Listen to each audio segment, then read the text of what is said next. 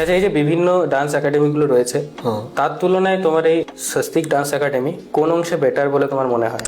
দেখো, বিভিন্ন যে ডান্স একাডেমিগুলো রয়েছে বাঁকুড়াতে, তারা নিজস্ব জায়গায় নিজেদের ক্ষেত্রে অবশ্যই বেটার। এবার যদি বলো স্বস্তিক ডান্স একাডেমি কেন বেটার, ফার্স্ট যেটা আমি মনে করি স্বস্তিক ডান্স একাডেমিতে, আমি যেহেতু কর্ণধার এটার, আমি বিহেভিয়ার অ্যান্ড ব্যবহার যেটা আর কি, কারণ আমার সাথে গার্জেনদের বিহেভিয়ার বা বাচ্চার বিহেভিয়ার যতটা ভালো থাকবে, সেটা মেন জরুরি একটা ইনস্টিটিউশন চালাতে ক্ষেত্রে। ভাইরাল হওয়া আর একজন জেনুইন আর্টিস্ট হওয়া, এই দুটোর মধ্যে কি ডিফারেন্স বলে মনে করো তুমি?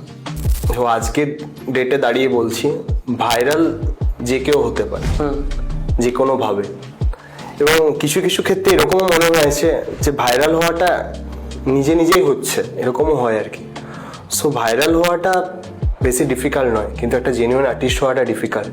কারণ জেনুইন আর্টিস্ট হওয়াটা শুরু থেকে খেটে করতে হয়, এবং সেটা একটা নিজের সত্তা আর কি, নিজের খেটে পর এই জায়গাটা তৈরি করা।